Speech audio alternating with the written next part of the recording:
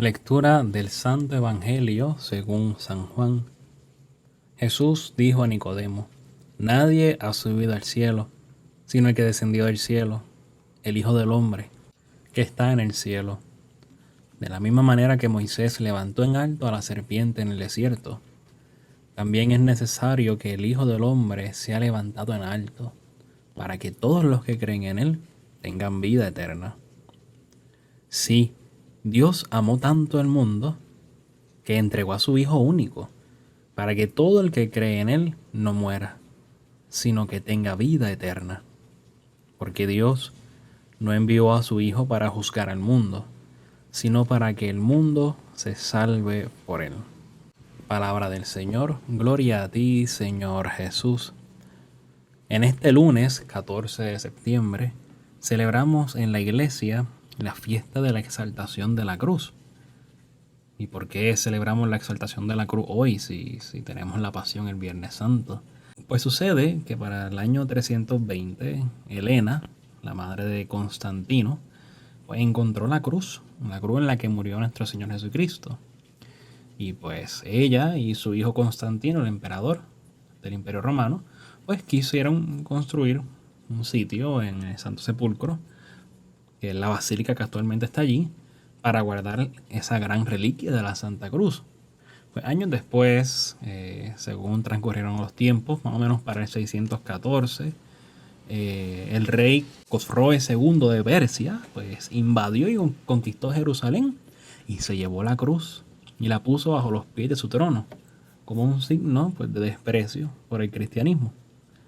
Sin embargo, en el 628 el emperador Heraclio pues derrotó a este rey persa y recuperó la Santa Cruz y la llevó de nuevo a Jerusalén el 14 de septiembre de ese mismo año. Y desde ese día pues queda señalado en los calendarios litúrgicos la fiesta de la exaltación de la cruz. Ahora bien, ciertamente es un poco el contexto histórico de por qué celebramos esa fiesta en este día. Pero conviene preguntarnos, la cruz en la actualidad, la cruz en el siglo XXI, ¿aún tiene algo que decirnos? ¿La cruz aún representa algo? Sabemos la respuesta. La cruz es el signo por antonomasia del cristianismo. ¿Por qué? Porque es el medio que el Señor quiso utilizar para salvarnos. El Señor, la segunda persona de la Trinidad, se encarna, se hace hombre, se humilla, toma la condición de hombre y se hace semejante a nosotros en todo menos en una cosa, que es el pecado. Pero el amor de Dios es tan y tan grande, como bien nos dice el Evangelio que acabamos de escuchar, que Dios no tuvo reparo en entregar a su Hijo para que todo el que cree en Él no muera, sino que tenga vida eterna. ¿Y cómo es esto posible? Porque el Hijo asumió nuestro pecado, cargó con nuestro pecado.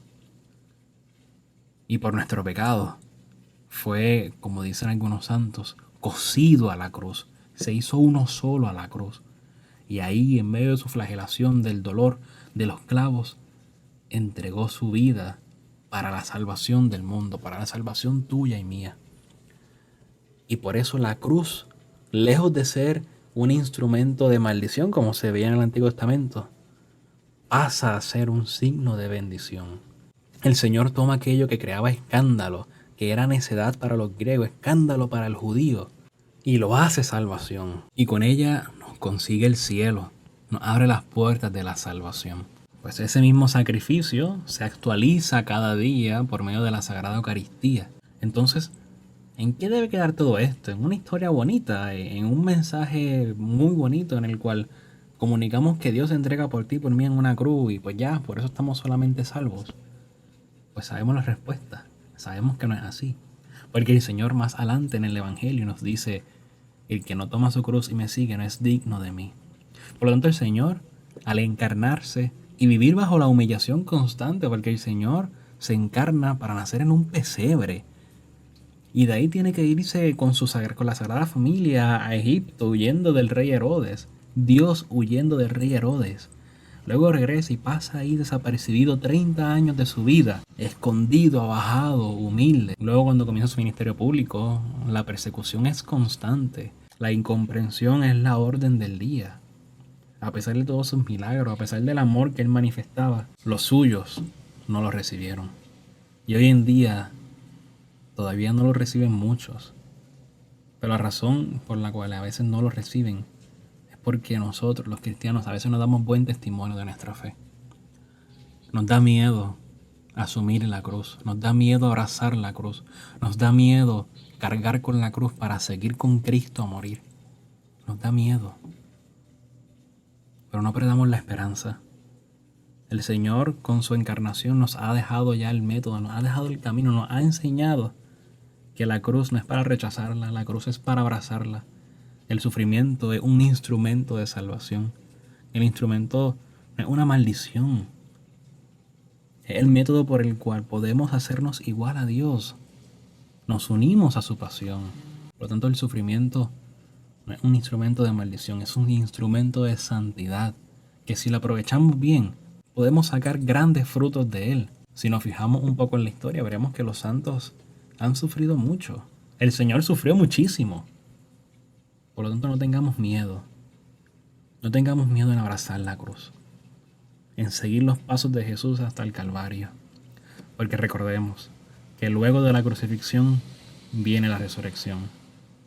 Solo muriendo a nosotros podremos tener espacio para que el Señor nazca en nuestro corazón, para que el Señor reine en nuestro corazón y así podamos dar verdadero testimonio del amor de Dios, de su ternura, de su opción preferencial por los pobres, por los marginados, que al fin y al cabo somos todos y cada uno de nosotros. Pidámosle a nuestra Madre que interceda por nosotros, la Virgen María, que de hecho mañana celebramos el Día de la Virgen de los Dolores. Ella también asumió su dolor y lo vivió a semejanza de su Hijo. Hizo de su dolor un instrumento para unirse aún más con aquel que ella veía clavado en la cruz, que era su Hijo. Ella supo utilizar el dolor. Ella supo sacarle provecho al sufrimiento. No se ahogó en él, sino que lo vio también como un instrumento de salvación. Aprendamos de nuestra Madre, para que así, junto con ella, podamos llegar al reino de los cielos.